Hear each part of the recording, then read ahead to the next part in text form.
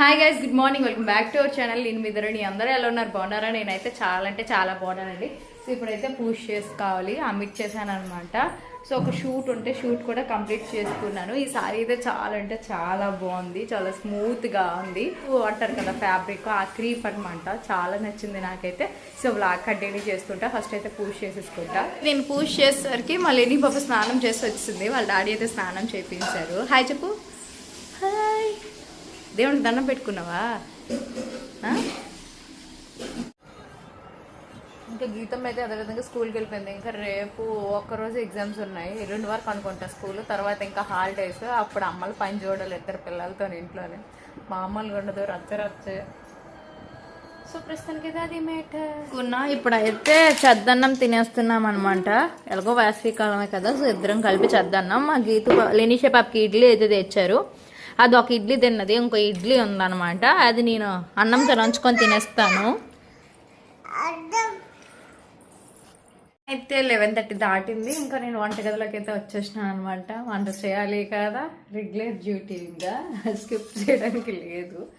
గోంగూర ఆకులన్నీ ఇందాక చిక్కేసి ఇంకా వాటర్లో వేసేసాను. అలాగైతే ఏమైనా ఇసుక మట్టి ఉంటే పోతాయి అని చెప్పేసి గోంగూర పప్పు కొబ్బరి పచ్చడి చేద్దాం అనుకుంటున్నా. మజ్జిగ రుద్దేసి అన్నం పెట్టాలి. సమ్మర్ సీజన్ కాబట్టి మజ్జిగ కంపల్సరిగా తాగితే మంచిది. మేము ఉట్టప్పుడైనా పెరుగే ఎక్కువ వాడతాము. ఇప్పుడు ఇంకా అసలు పెరుగు మజ్జిగ తప్పించి ఇంకేం యూజ్ చేయమన్నమాట ఇంట్లో. ఇంకా పచ్చడికి అయితే తాలింపు పెట్టేస్తున్నా. నేనైతే సింపుల్గా చేసుకుంటా, టేస్ట్ కూడా బాగుంటుంది. ఇంకా ఇందులో చిన్న చింతపండు వేస్తే సరిపోతుంది. పచ్చడి అయితే చేసేసానండి. ఎంత టేస్ట్గా ఉందో తెలీదు అసలు. కొబ్బరి ముక్కలు తాలింపు పెట్టిన దాంట్లోనే ఇంకా పప్పుకు కూడా తాలింపు పెట్టేస్తున్నాను ఇంకెందుకని. సో ఇక్కడైతే పప్పు ఆల్రెడీ ఉడికిపోయింది.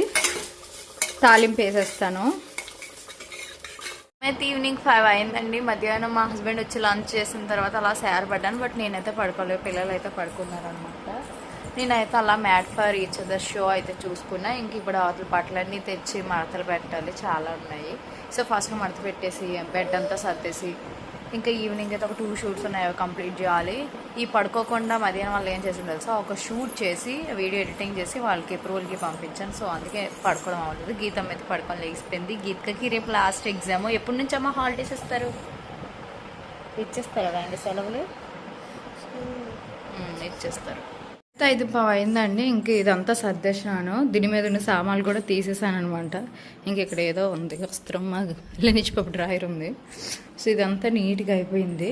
ఇంకా బట్టలు అయితే రూమ్లో వేసేసాను, బెడ్రూమ్లోని కూర్చొని మడత పెడుతున్నాను ఆల్రెడీ.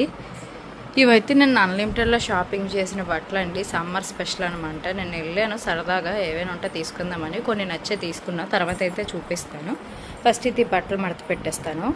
చాలా రోజుల తర్వాత నర్సీపట్నంలో అయితే మా ఆయన బయటికి తీసుకొచ్చారు. జుట్టు పట్టుకొని పీకితే ఎప్పుడు అలా ఇంట్లో ఉంచుకునే ఉంటావు. అసలు ఇలా తీసుకొస్తేనే కదా బాగుంటుంది, మంచిగా ఫుడ్ గట్ట అన్నీ తినొచ్చు కదా. ఇలా తీసుకురారండి. ఏంటి నన్ను ఎంత అయిపోతుంది నన్ను అంత మిడిల్ క్లాస్ బతకట్ట. ఒక బ్యాంక్ ఎంప్లాయ్ మాట్లాడవలసిన మాట్లాడండి. అసలు అందరూ ఏమనుకుంటారు తెలుసా, మీ ఆయనకి 1,00,000 రూపాయలు జీతం వస్తుందని అంటాను. 2 లక్షలు. మా ఆయన శాలరీ 2 లక్షలు అంట. 1,50,000 ట్యాక్స్ కట్ అయిపోతాడు చూడండి. నిజంగా మా ఆయన జీతాన్ని ఎవరైనా గెస్ట్ చేయాలనుకుంటే కామెంట్ సెక్షన్లో గెస్ట్ చేయండి అబ్బా. గిఫ్ట్ ఇస్తావా ఎవరైనా గెస్ట్ చేస్తే? నెక్స్ట్ ఇక్కడ ఏదో బ్రౌనీ ఆర్డర్ పెట్టారు అనమాట మా పిల్లలు.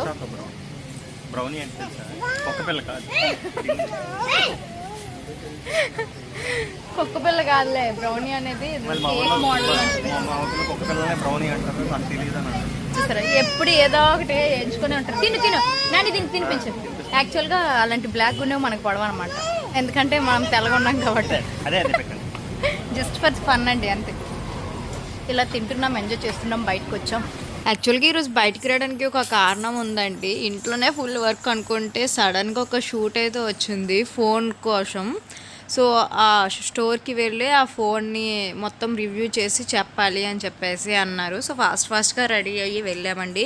ఎందుకంటే ఈరోజు అవకాశం వదిలేసుకుంటే మళ్ళీ ఆ అవకాశం అనేది రేపు నాకు రాదు. సో అందుకోసమే ఇంట్లో టైట్గా అనిపించినా కూడా నేను అప్పటికప్పుడు రెడీ అయ్యి స్టార్ట్ అయ్యి వెళ్ళాను అనమాట. షూట్ అంతా కంప్లీట్ అయిపోయిన తర్వాత సరదాగా పిల్లలకైతే బ్రౌనీ తినిపించి ఇంక ఇంటికి వెళ్ళిపోము.